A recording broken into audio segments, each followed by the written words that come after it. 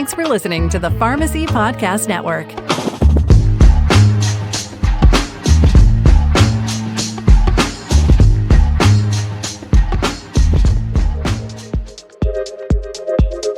Has your business's marketing flatlined? Find your pulse again with Marketing Vitals, bringing you innovative and turnkey healthcare marketing solutions from industry experts who have developed a knack for solving problems. A co-hosted publication from GRX Marketing and Finch Marketing, sister companies that are passionate and knowledgeable about healthcare marketing. Hey everyone, Nicole McClure, president of Finch Marketing, and excited to be back for another Marketing Vitals podcast. Today, I'm excited to be joined by Taylor Tevin, business development consultant on my team, and also Carrie Koski, director of marketing from Lansworth. Welcome to you both. Hello, everyone. Hi, thank you. So Carrie, for our listeners that may not be familiar with Lansworth, could you give us a little background on the company yourself and just kind of how you guys ended up in pharmacy? Sure. I am the director of marketing for Lansworth. Lansworth Enterprise Solutions, our flagship company, actually has a long history of distributing innovative self-serve solutions in the banking and financial industry. We are a master distributor for NCR, focused on ATMs and ITMs, and also for CHIMA cash management solutions. And our market has always been focused on the community bank space. This experience led us to explore other industries with similar challenges where efficiency and secure handling of sensitive items are critical. And the pharmacy industry, specifically independent community pharmacies, was a natural extension for our experience because pharmacies face unique operational challenges, especially around prescription management and customer service, which is very similar to the demands of the financial industry. With PharmaSelf24's success in Europe, we saw an opportunity to bring value to the community pharmacy space to help improve patient prescription, the pickup experience, as well as operational efficiency. So that segue into pharmacy aligned with our company's goals to expand where automation and efficiency can drive better outcomes. So that's where our entity, Lansworth Pharma Self-Serve, came to be. And Carrie, what have you guys found the most interesting thing you've coming into the pharmacy industry? A lot. I think one of the most noteworthy things I learned is how critical community pharmacies are to their local healthcare ecosystem. Just their genuine ability to build close relationships with patients and offer personalized care and adapt quickly to community needs is really unmatched. It's been interesting to see how the PharmaSelf24 technology can help enhance their operations while still maintaining that personal touch. So looking at marketing, and it's always hard sometimes to know, like, what do I do where? And I think especially, you're going to market different from finance to healthcare, but why do you feel in general that it's important to do all types of marketing, whether it be digital advertising, trade shows, things like that? Oh, well, I think it's important to have a multi-channel approach because each form of marketing reaches a different segment of our audience in unique ways. Digital marketing can be great for scaling reach quickly and targeting specific demographics, and trade shows provide that face-to-face interaction and allow for in-depth conversations and help relationship building. I really think that a balanced mix helps to provide multiple touch points and opportunities to engage with our customers. Do you find that you reach some of the same customers through the multi-channel? So by seeing them at a show, maybe they've seen some of your digital advertising and that's helpful in closing them. I really do think that it has been helpful for us. Specifically, we will put out a monthly newsletter. We had a press release that went out just before a large trade show last year, and we had attendees who came up to our booth and specifically mentioned that they saw the press release and that it was that they knew that when they got to this trade show that they wanted to speak with us. Perfect. That's great. And obviously, Carrie, working closely with you, I know the types of marketing you've tried since starting in the pharmacy industry, but can you share with the listeners different types of avenues you guys have tried just breaking into that new industry? Yeah, we've tried a variety of approaches. We've done digital marketing like email campaigns and social media. We've had some direct outreach through webinars. We've attended and exhibited at trade shows. We've created some educational content for the community pharmacies. We've also started to experiment with partnerships and co-branding with other companies in the industry that serve similar customer bases. What do you feel like has been the most effective and least effective for you? The most effective has probably been targeted marketing to specific pharmacies that have a need or they have a goal that they want to extend their hours. Mhm. And then when we can share that we're integrated with their specific pharmacy management system, that helps because when they know the solution is integrated with the system that they already have, it helps us to further speak directly to the challenges that they're facing. That's for us has been very effective. As far as least effective, that's kind of tough, but I'd have to say that it's non-targeted cold calls. You know, I think it's no secret the independent pharmacies are so overworked and it's just difficult to get in contact with the right person. And if you're making a cold call without a good contact, and you're trying to reach the pharmacy, it just becomes another distraction to their already busy day. And they're not going to be as open and willing and or make the time to speak with you. Yeah, I could see that. If you can even get by their gatekeepers. Absolutely. And I mean, and it's necessary. You understand why they have to have those people because their schedules are just so packed. For sure. Yeah. Since marketing to pharmacy owners, what tricks or takeaways have you learned? Like for example, what kind of messaging that they respond to better or number of times you've reached out to them before they respond, things like that. It's not so much tricks as being mindful that the independent pharmacists and owners, they're extremely smart people. We really work hard to build trust through consistent and clear communication. I think that that is one key. Pharmacists and owners are probably more likely to respond to messaging that focuses on improving their workflow, talking about staffing needs or labor shortages, patient care, and of course, profitability or how to help them make them more profitable. Mhm. And it really takes several touch points, the old rule of seven. And sometimes even more than that with all the digital distractions out there. So I think that there's multiple touch points, but it's often through different channels to make an impact. So you have to be persistent.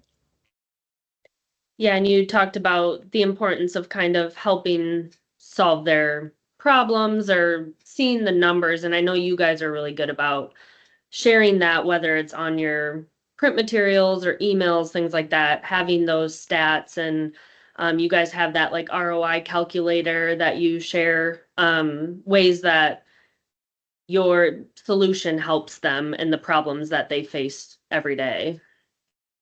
Yeah, we really tried to create some tools that can help to establish that ROI for the solution because once they can look at, like, for example, for our ROI calculator, once they can look and see that, hey, I'm open every day from 9 until 6, and we take and we punch the numbers in there, they can see where they can gain more efficiency with the solution that with the PharmaSelf 24 solution. So I think that that really helps to put a number on where they can see the value. I feel like pharmacists like seeing numbers. So anytime a company can show them, yeah, any sort of stats or data, is going to be more effective in a marketing campaign than just general statements about the product or service. Yeah, and I think also too with this space, they're so used to being approached on so many products that Yeah. any sort of tangible or measurable figures that we can provide them certainly helps them. Like, I'm not saying that they're going to look at it and say right away, I need that, but it gives them something to think about and consider in their planning. For sure. And just back to what you were saying earlier, I agree with you on the number of times you have to hit somebody. I do feel like because of all the digital marketing that's going on now, it kind of used to be that 8 to 13 times, and now I think it's almost like 12 to 17. With just how busy they are and how bombarded they get with like emails and things like that. Not to say they're not effective, but it's just that making sure you're consistent and can't market for a little bit and then stop for 6 months. It's got to be kind of that touch point at least monthly on a regular basis. Definitely. And also keeping in mind too, short, consistent messaging. I think that I just saw an article here that the average attention span that we've got with someone, might be 5 to 8 seconds before that they move on to the next item. So we just really have to be mindful of saying as much as we can in a short amount of time without being overwhelming and getting to the key point. Yeah, great advice. Any other advice you would give a company that's trying to look to break into the independent pharmacy industry, of maybe like a first step where they should start, how to approach a pharmacy owner, anything like that? I think my biggest advice would be to invest in understanding the unique needs of independent pharmacies. And when you can, partner with an agency, like GRX or like Finch, who has extensive experience to help guide you in the space. That's been really valuable for us. While the pain points may be similar, this isn't a one-size-fits-all market. And the pharmacy owners deliver personalized service, and I think in turn value personalized service. And you have to recognize that trust is going to be earned over time. So at this point, we are patient, we listen to their challenges, and then we're ready to offer tailored solutions that generally add value to their operation. Yeah, I think that's a great point. I think we see that sometimes when a new company comes in and they think it's just like any other industry, it's probably a great product they want to sell, but you can tell when they haven't done their homework. They just want to push it out and get it in front of the pharmacy owners without, really learning pain points or how that product could really benefit a pharmacy owner. Absolutely. And that was something that we realized being new to the industry, that we knew financial and we recognized those points, but we knew that this was something that it was going to be very important for us to partner with someone who had that experience and would be able to help guide us really and make sure that we are understanding the market and not making mistakes along the way, because there's always going to be mistakes, but you just try to Right. you just try to navigate as best you can. Yeah, and I will say you guys, Lansworth in general, and you specifically have been very good about being patient and realizing what's working, what's not, and trial and error. And you understand that, something might not work, but it's still worth trying. Like you and I have had conversations about certain trade shows that, weren't beneficial, so you guys just won't attend next year. And, but you still had good takeaways from that and learn along the way. Absolutely. Every activity or initiative that we have undertaken, we always learn something from it. Sometimes you learn you got to zig instead of zag, but there's always something valuable that does come from that helps you going forward. Yeah, absolutely. Are you trying anything new in 2025 that you're excited about? Yes, actually, one of our main initiatives is that we're going to expand our software integrations. And with that, this is going to allow us to target our messaging to pharmacies that utilize specific pharmacy management systems. We're also looking to dive deeper into our partnerships with other industry organizations and GPOs. And we're always open to collaborate with state pharmacy associations to help create greater industry collaboration. We recognize the value of that. And we're also looking to increase our investment in customer testimonials and case studies to help build trust and establish that credibility so pharmacists can learn about another pharmacy in a like situation and how they've benefited from the PharmaSelf 24 solution. Yeah, I think testimonials are always great. I mean, I will say with the independent pharmacy industry, they always want to know what their buddies are doing. So I think, yeah, providing that information is a great way to market as well. It is a close-knit industry, and that's something that, especially with the success in Europe, we really want to show the benefit and how it's impacted pharmacists in the US. Well, before we wrap up, anything else you'd like to share with our listeners? I think just what I wanted to share is that marketing to the independent pharmacy is really one thing that I've really learned is it's about creating meaningful connections, understanding their needs, and delivering solutions that offer an ROI to their day-to-day operations. For my company, I think we really feel that it's a rewarding space to be in, especially when you see a positive impact that a solution like PharmaSelf 24 can have on patient care and pharmacy success. So it's just been a very knowledgeable and valuable experience for us so far. That's awesome. Why don't you give our listeners either your LinkedIn or website or how they should find Lansworth if they want more information?